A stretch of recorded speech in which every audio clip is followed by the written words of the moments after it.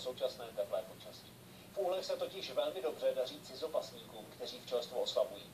Kolegyně Renata Malíková zjistila, že už teď jsou úly, ve kterých nezbyla jediná včela.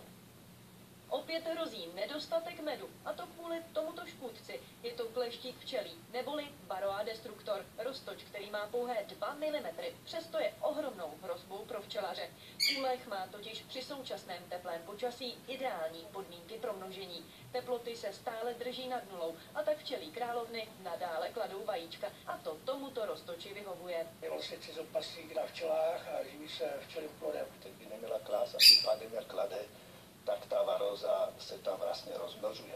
Kvadratici potom narůstá, teda přemnožení toho tí varoázy. Kdyby mrzlo, včelí královna by přestala klást vajíčka. Roztoč, který se jimi živí, by tak přišel o zdroj potravy a neměl ideální podmínky pro rozmnožování. Jestli lidé přemnoží varoázy, tak samozřejmě včely i po zazimování potom vlastně vidí tou sůlu a zjistíte, že tam nemáte ani jednu včelu. Včely se už do úlu nevrátí a uhynou. V podstatě kamkoliv byste zapíchli prst na mapě, najdete včelaře, který o svůj chov kvůli nemoci přišel. Varoáza ale trápí včelaře nejen u nás, ale i v celé Evropě.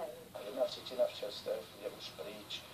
Stejně to odešlo tou varózou. Varoáza se dá léčit. Do úlu se vkládají speciální plátky napuštěné lékem.